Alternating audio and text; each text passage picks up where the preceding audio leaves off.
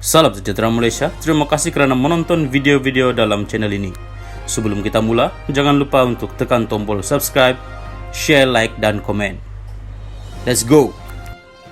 Salam sejahtera dan selamat petang kepada semua pendengar. Berita kali ini dipetik dari BH Online bertajuk Najib beritahu 1MDB tidak boleh dedah pelaburan di Brazen Sky kerana sulit. Berita penuh.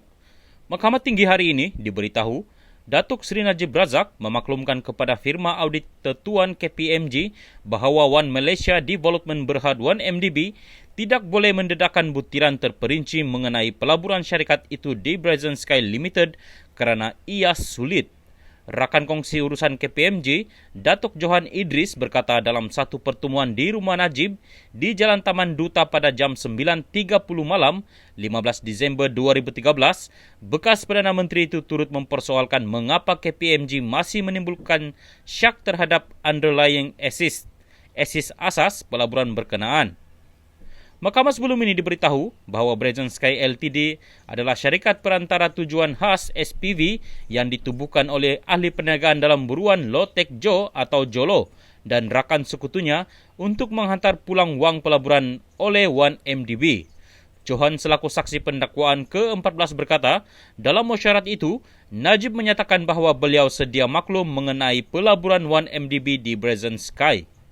Beliau yang membacakan pernyataan saksinya, berkata Najib kemudian bertanyakan kepadanya, Johan, sama ada boleh menerima penjelasan itu dan sama ada penjelasan berkenaan mencukupi bagi pihak KPMG untuk mengeluarkan laporan audit yang tidak bersyarat. Katanya, beliau bagaimanapun menyatakan memerlukan bukti bagi melengkapkan proses audit mengikut peruntukan seperti mana tertera dalam standard perakaunan antarabangsa ISA dan standard laporan kewangan FRS, di mana mengikut peraturan FRS juga termaktub di dalam Akta Syarikat 1965 dan saya memaklumkan sekiranya pihak KPMG tidak dapat melengkapkan proses pengauditan pelaburan 1MDB, maka kami akan mengeluarkan laporan bertegur terhadap akaun 1MDB. Najib menyuarakan kerisauan terhadap kelambatan penyediaan akaun dan beliau ingin mengetahui status audit 1MDB. Beliau juga bertanyakan mengapa KPMG tidak boleh menerima pengesahan yang dibuat oleh BSI Bank mengenai dana 1MDB bernilai $2.3 bilion. Saya menyatakan bahawa BSI Bank tidak memberikan butiran lengkap kepada KPMG untuk menyelesaikan mengaudit aset asas. Tanpa maklumat itu, KPMG tidak boleh menjalankan prosedur audit untuk mengesahkan bahawa penilaian berkenaan adalah betul, katanya. Johan berkata, dalam pertemuan itu beliau turut memaklumkan oleh kerana standard perakaunan mempunyai kuasa undang-undang, ketidakpatuhan kepadanya menunjukkan bahawa 1MDB juga tidak patuh kepada undang-undang. Beliau berkata, Najib juga memaklumkan bahawa BSI Bank adalah bank antarabangsa dan beberapa perkara lain untuk meyakinkan KPMG.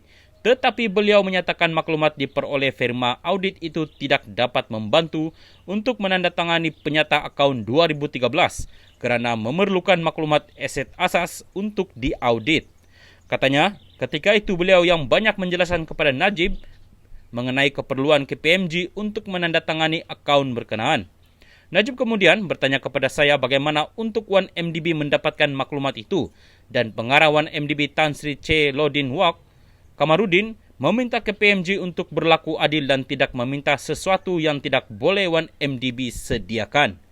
Sebelum perjumpaan berakhir, Najib menyatakan ingin melihat akaun 1MDB ditandatangani oleh KPMG sebelum atau pada 31 Disember 2013.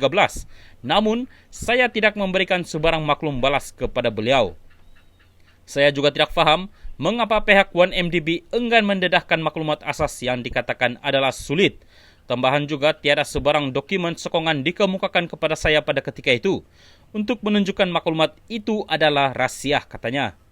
Menjawab soalan timbalan pendakwa raya, Tidepa Nair pada pemeriksaan utama, Johan berkata ia seolah-olah Najib memberikan arahan bagi menandatangani akaun 1MDB.